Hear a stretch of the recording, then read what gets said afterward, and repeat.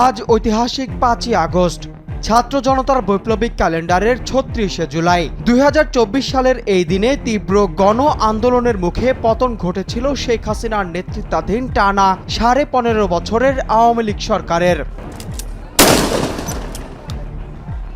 সরকারি চাকরিতে কোটা সংস্কারের দাবিতে জুলাইয়ের শুরুতে যে আন্দোলন দানা বেঁধেছিল তৎকালীন সরকারের, নজিরবিহীন দমনপীড়ন ও বুলেটের আঘাতে তা শেষ পর্যন্ত রূপ নেয় এক দফায়।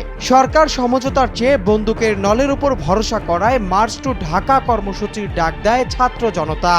বিভিন্ন মানবাধিকার সংস্থার তথ্য মতে এই পুরো আন্দোলনে আবু সাঈদ, মুগ্ধ, ওয়াসিম সহ প্রায় ১৪০০র বেশি নাগরিক প্রাণ হারান এবং আহত হন ২০,০০০-এরও বেশি মানুষ।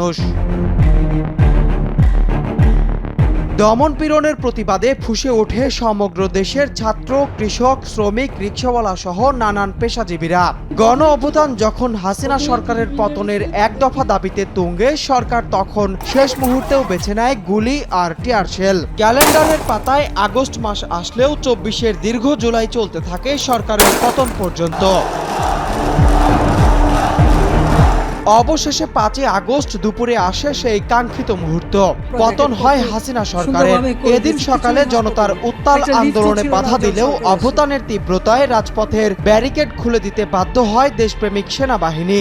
ততক্ষণে খবর পৌঁছে যায় গণভবনের অন্দরমহলে। জনতার ঢল গণভবনে পৌঁছানোর আগেই অত্যন্ত সংক্ষিপ্ত নোটিশে পদত্যাগ করে সামরিক হেলিকপ্টারে করে ভারতে পালাতে বাধ্য হয় তৎকালীন প্রধানমন্ত্রী শেখ হাসিনা। পরিস্থিতি এতটাই বেগতিক ছিল যে দুপুরের খাবার প্রস্তুত থাকলেও খাওয়ার ভাগ্য হয়নি হাসিনার। হাসিনাকে বহনকারী হেলিকপ্টার যখন উড়ে যায় দিল্লির উদ্দেশ্যে, তখন জনতার ক্ষোভ আশ্রে পড়ে গণভবনে। লক্ষ লক্ষ জনতা নিরাপত্তা বাহিনীর বাধা টপকে ঢুকে পড়ে হাসিনার তৎকালীন সরকারি বাসভবনে। বাংলাদেশের আকাশে উদিত হয় দ্বিতীয় স্বাধীনতার সূর্য।